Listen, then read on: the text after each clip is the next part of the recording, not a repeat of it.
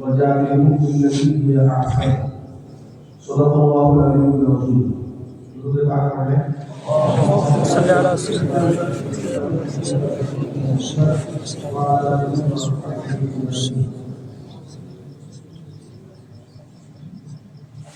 یہ آج کی محفل ختم بخاری شریف کی محفل ہے اور یہ عظیم محفل ہے. اس محفل میں اللہ پاک کا اس کے حبیب پاک کا ذکر ہوتا ہے اور بخاری شریف کا آخری باب اور اس کی آخری حدیث سنائی جاتی ہے جس میں بہت عظیم نصیحت ہے. امام بخاری رحمۃ اللہ تعالیٰ نے 16 سال تک اس کتاب کی تصنیف میں مشغول رہے. 16 سال میں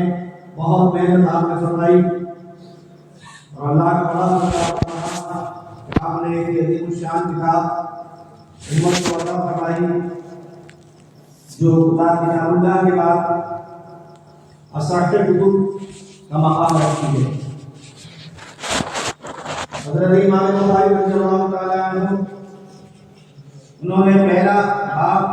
بدء وحی کا باندھا. وحی کے آغاز ایک فقان بدء الوحی الی رسول اللہ صلی اللہ تعالیٰ علیہ وسلم اور اس میں سب سے پہلی حدیث انما الاعمال بالنیات کی لائے ہیں. سب سے پہلی حدیث تاکہ آدمی مکلف ہے وہ اپنے عمل کو سدھار دے. اس کا عمل اللہ کے لیے اللہ پاک کی رضا کے لیے ہو. اس کا جو عمل ہو خالص اللہ اور اس کے رسول کی خوشنودی کے لیے ہو. اگر اس نے عمل سدھار دیا تو جو محنتیں کر رہا ہے مشقتیں اٹھا رہا ہے اور جو احکام کا وہ مکلف ہے ان احکام کو عملی جامہ پہنا رہا ہے. اگر اس نے اس عمل میں اللہ کی طاعت اس کے حبیب کی سنت کی اتباع اور اللہ کی رضا کے لیے کوئی کام کیا تو اس کا وہ عمل باوزن ہوگا, ثقیل ہوگا, میزان عمل میں بڑا وزندار ہوگا. آخر میں حضرت وہ باب لائے ہیں جس میں یہ بتایا آپ نے ان اعمال بنی آدم وقولهم یوزن کے اعمال اور ان کے قول ان کی باتیں تولی جاتی ہیں. اور وہ کون سی باتیں جن کے دنیا میں تولے جانے میں ہمارا فائدہ ہوگا تو وہ چیزیں ہیں وہ طاعت کے کام, وہ اعمال صالحہ اور وہ اچھے کام جو اللہ کی رضا کے لیے کیے جائے, اس کی خوشنودی کے لیے کیے جائے. اس میں مقصد نہ شہرت ہو, نہ نام آوری ہو, نہ ریاکاری ہو اور نہ دنیا طلبی ہو. اگر دنیا طلب کرنے کے لیے ہے تو اس کا حصہ دنیا ہی مل جائے گا اس کے لیے, اور اگر وہ دکھاوے کے لیے ہے کہ لوگوں میں متقی کہلائے, لوگوں میں سخی کہلائے, لوگوں میں اونچا مقام حاصل کر لے تو وہ مقام یہاں مل سکتا ہے, دوسری جگہ کبھی نہیں بھی ملتا ہے, مگر اللہ پاک کے یہاں اس عمل کی حیثیت نہیں ہوگی. اللہ پاک کی بارگاہ میں وہی عمل اچھا ہوگا جو خالص اللہ کی رضا کے لیے کیا جائے. ہمارے آقا صلی اللہ علیہ وسلم نے ارشاد فرمایا دین والنصیحہ, دین نصیحت ہی ہے, دین سراپا خیر خواہی ہے. ہم دین سیکھنے کے لیے آئے ہیں، یہاں یہ دین سکھانے کا مرکز ہے، گہوارہ ہے۔ جب یہاں سے آپ دین سیکھ کر کے جائیں گے تو آپ کو عملی زندگی میں ایسے کام کرنے ہیں جن کاموں میں اللہ پاک کی رضا ہے، اس کے حبیب پاک کی رضا ہے۔ آپ تقریر بھی کریں گے، نماز بھی پڑھائیں گے، فاتحہ بھی پڑھیں گے، آپ درس و تدریس بھی کریں گے اور دین کا مسئلہ بھی بتائیں گے۔ تو مقصد اس میں اگر پیسہ ہے تو پیسہ مل بھی سکتا ہے، مل جائے گا، لیکن وہ آپ کا پیسے ہی گھر تک نہیں لے گا۔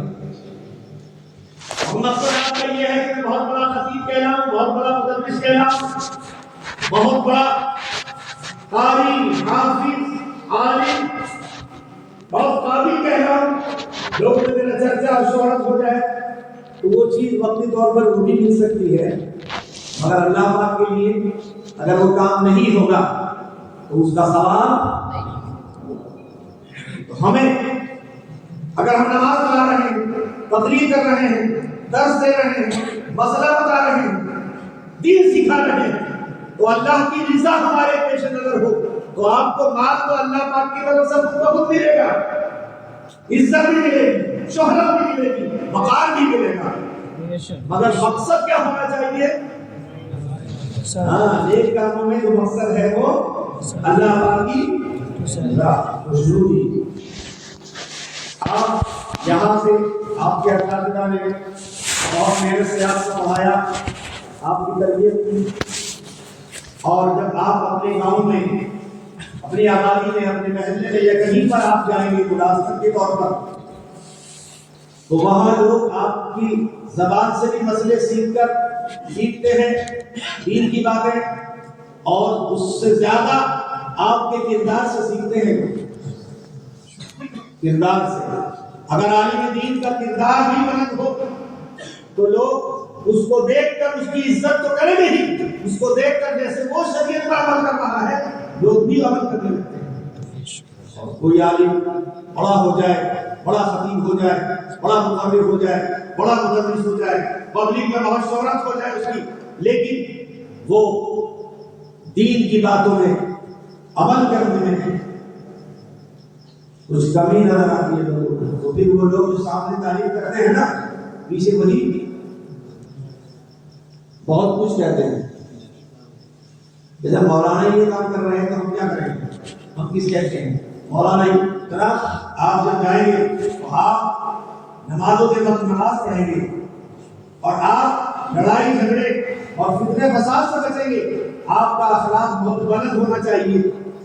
سرکار صلی اللہ علیہ وسلم کی سنت پر عمل ہونا چاہیے۔ آپ اگر لڑنے والوں کو دیکھیں تو صلح کی کوشش کریں، اور اس میں جب صلح یا آپ کے پاس کوئی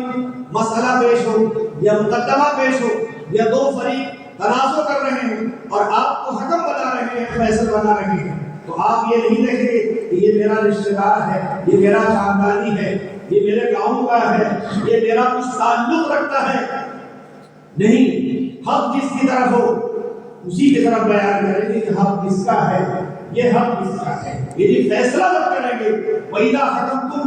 بَيْنَ النَّاسِ فَاحْكُمُوا بِالْعَدْلِ أَوْ كَمَا قَالَ، جب تم لوگوں کے ساتھ درمیان فیصلہ کرو تو انصاف کے ساتھ فیصلہ کرو۔ انصاف، تو انصاف جناب یہ ایسا ہوتا ہے کبھی کبھی آدمی اپنے آپ کو یا اپنے لوگوں کو خوب ترجیح دیتا ہے، اور جو دوسرے ہیں اور جو اپنے مطلب استاد نہیں ہے یا اپنے دوست نہیں ہے ان کی مدد نہیں کرتا ہے، نہیں، اپنی زبان کو بھی قابو میں رکھنا ہے، اپنے فیصلوں کو بھی اچھے انداز میں رکھنا ہے، اور اپنے کردار کو، اپنے اخلاق کو بلند رکھنا ہے آپ کو، اور سب سے بلند اخلاق یہ ہے کہ ہم شریعت مطہرہ کے احکام پر دیکھیے۔ حضرت بخاری شریف کا پروگرام ہے، ابھی حضرت شیخ الحدیث صاحب اللہ دعوت برکاتہ عالیہ صدر بخاری شریف کا درس دے گے۔ آپ حضرات یہ جلسہ ہونے والا ہے، ابھی جمعرات کے روز 5 تاریخ میں جلسہ ہو رہا ہے، دن میں جلسہ ہو رہا ہے، پہلی بار